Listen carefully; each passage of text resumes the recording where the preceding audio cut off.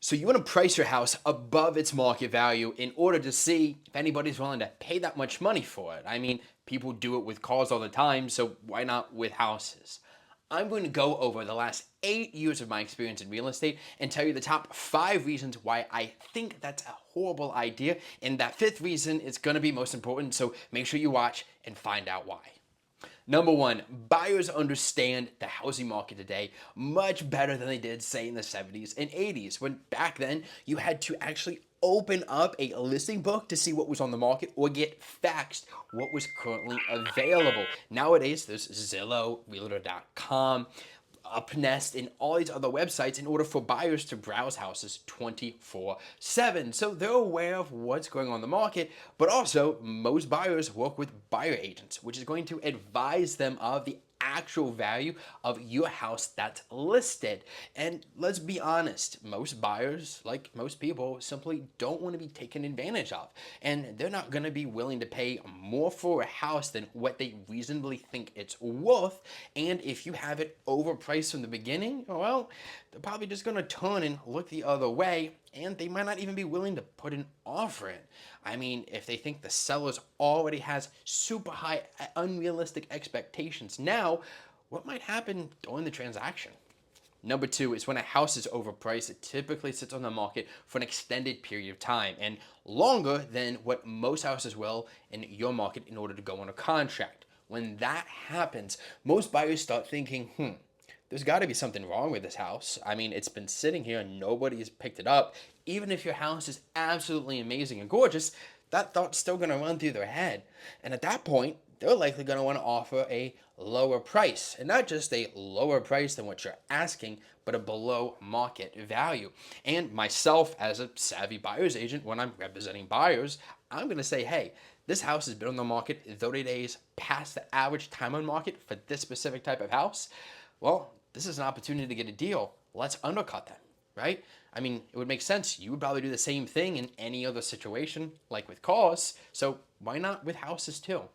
Number three is real estate search engines will bury your listing. Typically, the newly listed houses will be the first one clients see when they start viewing things, either sent from agents like ourselves or them looking on Realtor.com, Zillow, etc.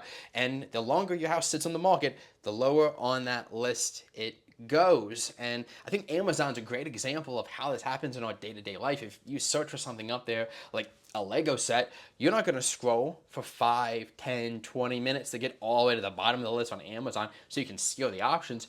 You're going to see what's top and which one's most eye-catching.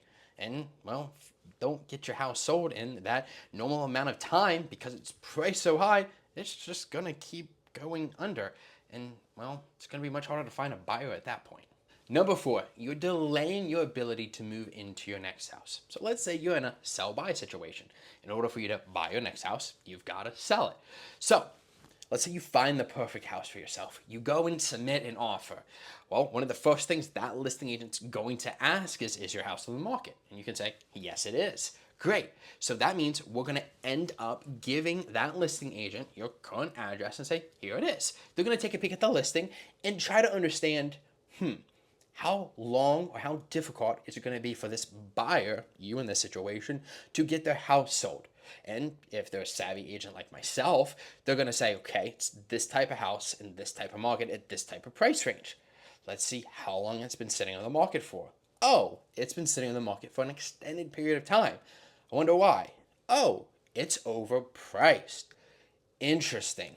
And then when you're a listing agent in this position, first couple of things that jump to my mind are this. Well, clearly this guy is trying to get as much money from his future buyer as possible.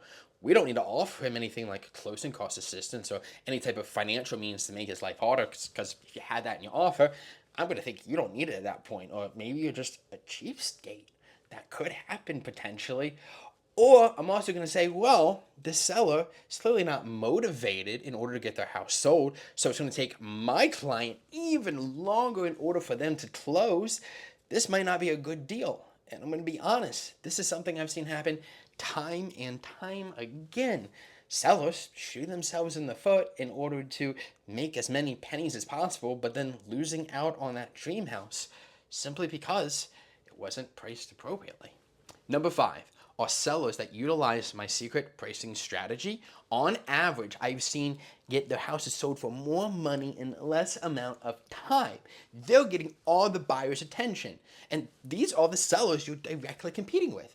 And when you're competing with them and they're getting all the attention, do you think that means you're going to be able to get the attention of these buyers when your house is priced over market value?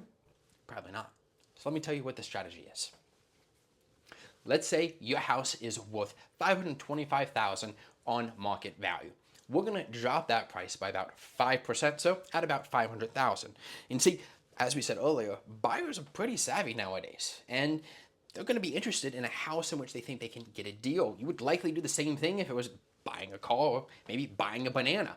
You're going through Bananazillo and you said, oh, this banana is modern, it fits all my needs, and it's priced below what everybody else is asking. That's the banana I need to go see. And so you get all these people wanting to see these bananas or your house, and now we have all this interest in it.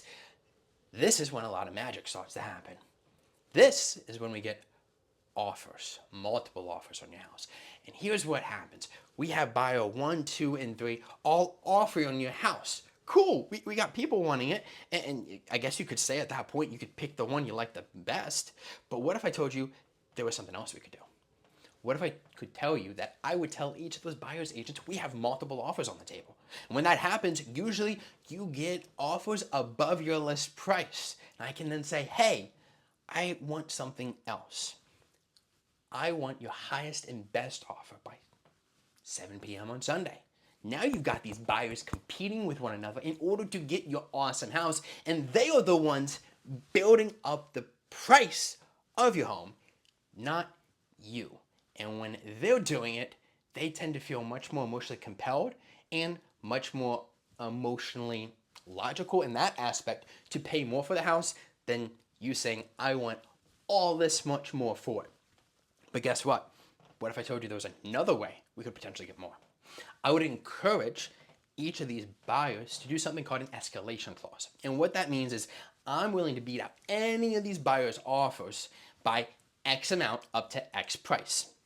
So let's say you had a buyer that was willing to offer $530,000, but another one had an escalation clause saying, hey, I'll go up to $550,000 and beat up any offer by $5,000. At that point, when we have the one offer, $530,000, they're beating any offer up to $550,000, so they're beating the $530,000, and they're going to beat that $530,000 by $5,000. So now your house is sold for $535,000 relatively fast for more money in less amount of time.